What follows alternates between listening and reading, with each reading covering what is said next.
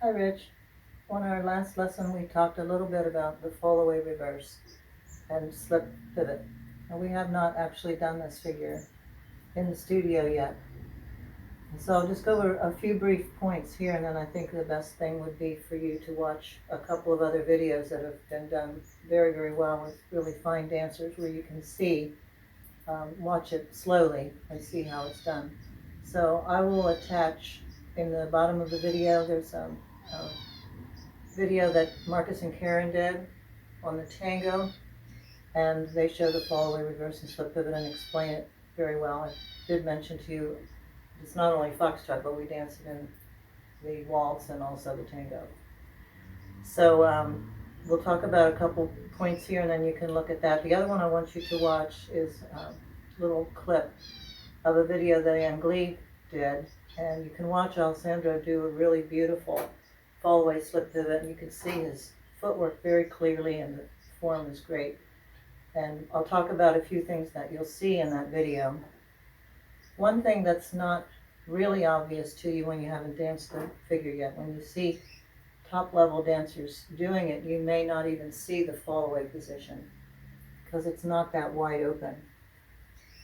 She also talks about the way the lady lifts her back over the man's arm to make herself lighter and to help achieve the slip pivot. And when Anne is demonstrating that, you can actively see the way she's articulating through her spine, lifting her back, and in doing that also using her head weight. When they actually dance it, and you watch Michelle do that, it looks as though she's just very, very still. But that doesn't mean that she's not doing that action. A lot of these things that we do with intention or with an energy through our spine in a certain direction, lifting our back, it's only visible in that the partnership is undisturbed, the lines are beautiful, and it tends to look very still. So there's a lot of illusion going on there. There's a lot of lengthening and intentional movement that are not that clear. And so when it's too exaggerated, if you would really see her doing that, then that would not be correct. So I think that's a very good video. It's only about 5 minutes. And you can see very clearly when she's demonstrating and then how it all blends together. So a couple things we'll talk about here, just to understand basically what is a Fallaway.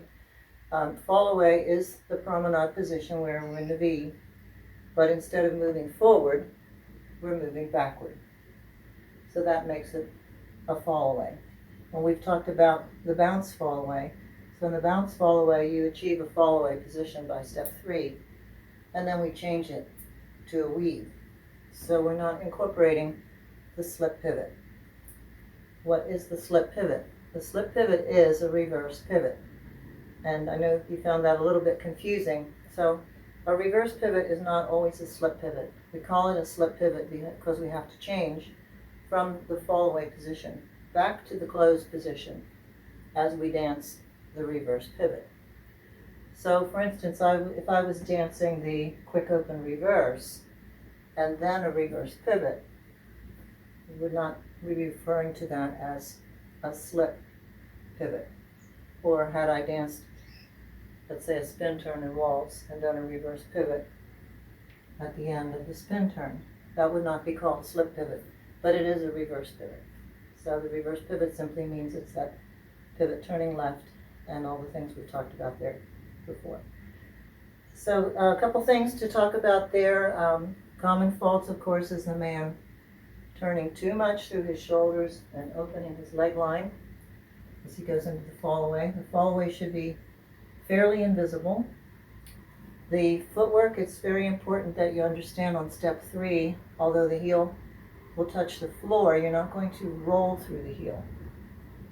I don't know if I can find the space here to demonstrate that, but I'll put the camera on my feet so you can see that later. So on step 3, when my heel touches, I'm not rolling back so that I would be drawing the heel of the front foot. I need to be pulling that penny with the ball of the foot into the slip pivot. Now you'll see that very clearly in that video where you can see the toe on the floor changing then to the heel on the exit.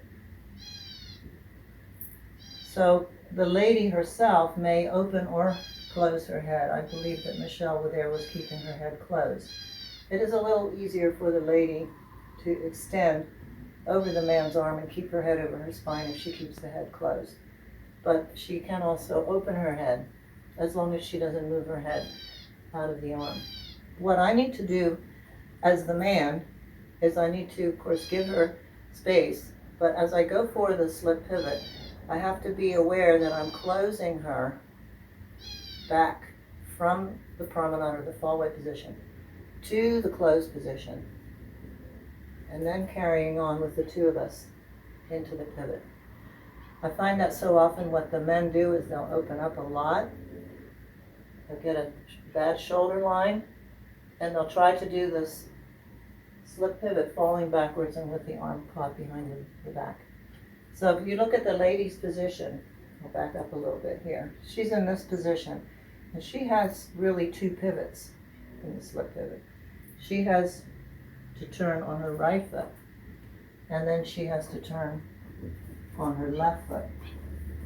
She's turning on her right foot in order to achieve the closed position, or to slip back into the position so that the two of us can turn together. I will look at the book to look at a few of the notes. It's important that you understand, again, this toe turned in action that we do on pivots, and again, that's felt through the thigh, not down at the ankle, but through the thigh. And so when you do dance the pivot, if we're doing the normal alignments here, that will be taken towards the center. And then I'll complete my pivot to exit either to diagonal wall or to the line of dance. And you found it was a little bit of a difficult balance to do that. So make sure you keep your sides nice and long, and make sure you have that feeling of lifting up through your neck and through your head. We did practice a lot Friday with the arms out here as if you're on a tightrope to give you a little bit more stability than you have in the frame. And eventually that will improve. So those two videos, I'll put a link to those. If I find a good one on foxtrot with a really good dancing couple that's not too fast, I'll also post that link. All right, let's say we're on step 3. Now in step 3, the heel will touch the floor, but it's important that you don't let the weight fall backward. That is not a toe heel in a method that we would release our weight like we do in a back walk from this front foot. The weight is moving through the foot, into the foot, but not out of the foot. So now I'm going to make sure that I keep the penny underneath this foot and pull it back and not let it fall that way. So I have a feeling as though I'm pulling from my center and my core, and of course my left leg, pulling with pressure. And then here, for myself, I feel as though I'm pushing my thigh back.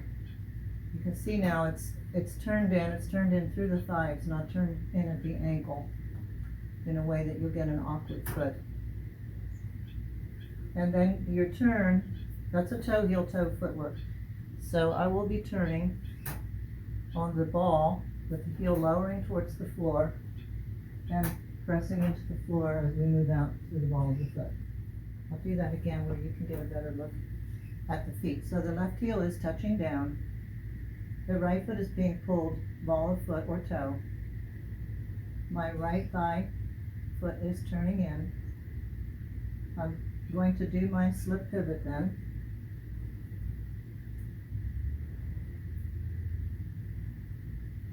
And step out on the heel.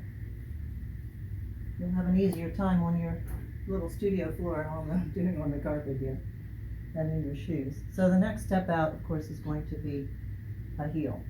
But I don't want to drop back through that heel.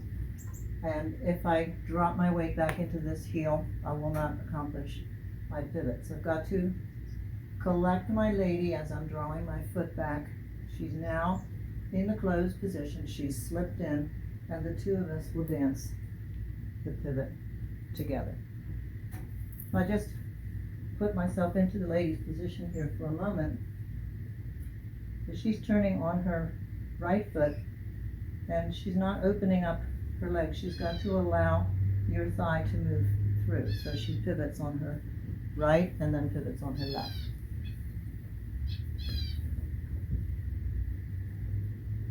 She's turning here, slipping the foot in, and then completing the pivot and stepping out. She has a normal backward step there, rolling through her heel.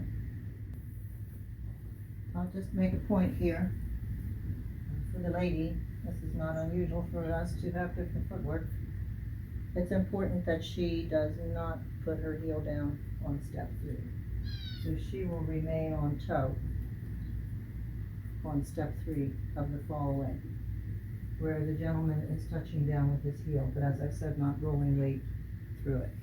The lady has a fairly strong left turn in her Fallaway to achieve the position that she needs on step 3 to stay as close in the body to the man as possible.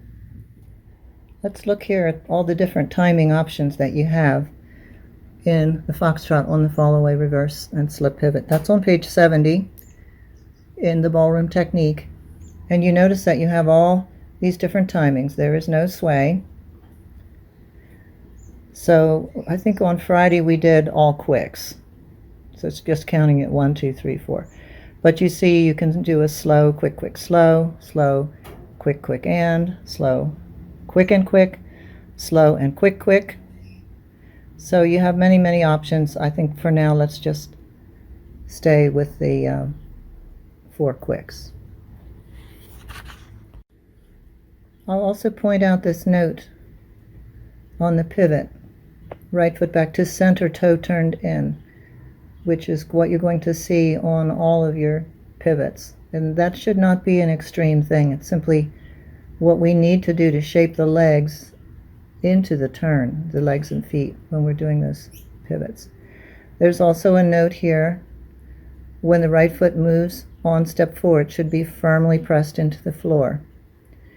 So that's what we talked about in pulling the penny, or having that feeling of your core pulling that leg. I do want to go over to Rudy Trout's book.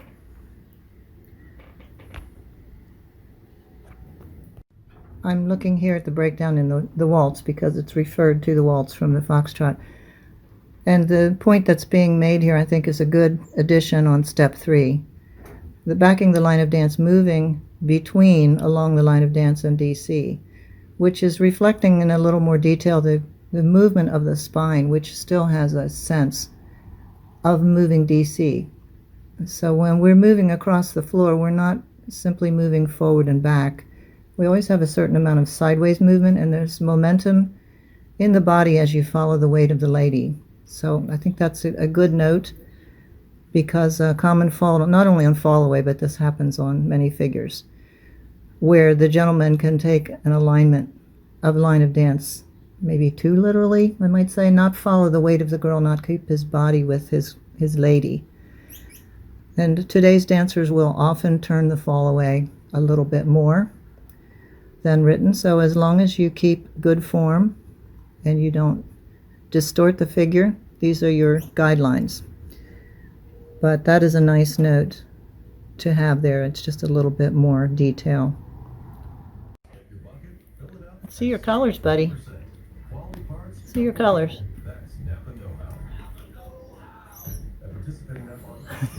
He won't turn for you, will he?